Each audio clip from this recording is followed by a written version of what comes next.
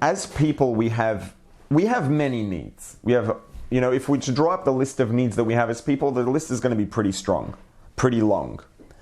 But not all needs are ranked equally. Not all needs that we have are of equal importance, right? We have a need.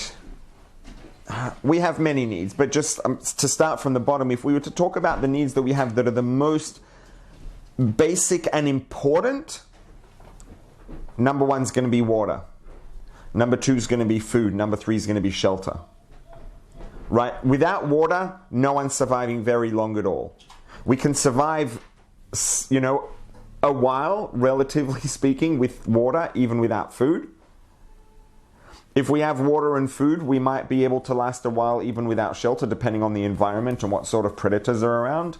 But water, food, and shelter, and we've got our most basic needs pretty much covered. Now, that doesn't mean that that's all we need to live a healthy, vibrant, fulfilled life. There are a lot more needs that we have, right? And as we go through our needs, we can rank them in the most basic and the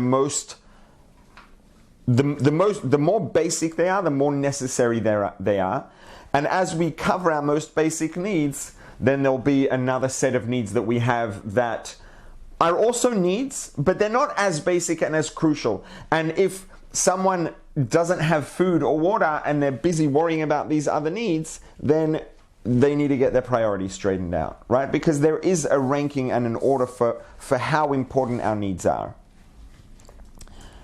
And there's a need that I would say comes pretty close behind food and water and shelter, and it's definitely behind. It's definitely in a separate category that's less crucial for basic survival than water and food and shelter, but it's pretty deep and pretty important, and that is connection. Especially many animals have a need for connection, but as humans especially, we are designed both at the level of the body and at the level of the soul. And it works together. Generally, this is the way it works because our bodies and souls are created and designed to be in partnership. A person is a body and a soul. A body without a soul isn't a person, and a soul without a body isn't a person. A person, human body plus matching human soul equals human being. So, and our souls and bodies are a team. They work together and they're designed to work together. And they're very different, but they have an equivalent sort of structure, an equivalent set of needs. And so our bodies are designed biologically to need connection, and our souls are designed to need connection. And again, connection definitely comes behind water and food and shelter. But I'd say that it's probably pretty close behind. Human beings we need connection to be healthy. We need connection to have a proper state of well-being. And it seems much less of a need because it's much less tangible, right? Water is a liquid and it needs to go in our bodies for our bodies not to get dehydrated and die. That's very tangible. Food is a similar thing. Food is physical. You can see it, you can feel it. We need to eat it. If we don't eat it, we have a problem. Shelter is very tangible. Connection is much less tangible. So it doesn't seem like it's so important, but it is. And the truth is that, if we look at the flip side of things, right? So we need water. Why do we need water? Because the human body needs water to be hydrated. What happens if someone's missing water? If we're missing water, God forbid if someone doesn't have water for an extended period of time, they become dehydrated and eventually they won't be alive anymore. The same thing is with food. They won't become dehydrated, but they'll become malnourished, and the time that they can survive is significantly longer than without water, but eventually they'll become malnourished enough, and if they continue not to eat, eventually they won't be alive anymore. So the outcome of a lack of water is very tangible. The outcome of a lack of food is very tangible, because water and food are tangible, and the outcome is tangible. Shelter is very tangible. The outcome of a lack of shelter is also very tangible. If a person's out in the snow and they don't have shelter, they're not going to be alive for that long because it's going to be too cold for their body to handle. If a person's in the heat without shelter in extreme heat, the same thing will happen in the reverse. If a person lives in proximity to predators and animals that could kill them and eat them, without shelter, they're not going to last that long. So shelter, again, it's tangible, and the negative outcomes of not having that need fulfilled are tangible. A need that we have that's tangible is generally going to have a relatively tangible cost if we don't have it. Dehydration, starvation, being eaten, etc. They're pretty tangible.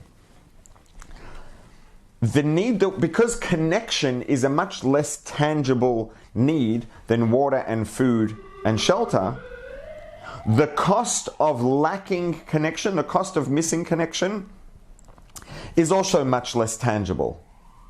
But less tangible doesn't mean not important.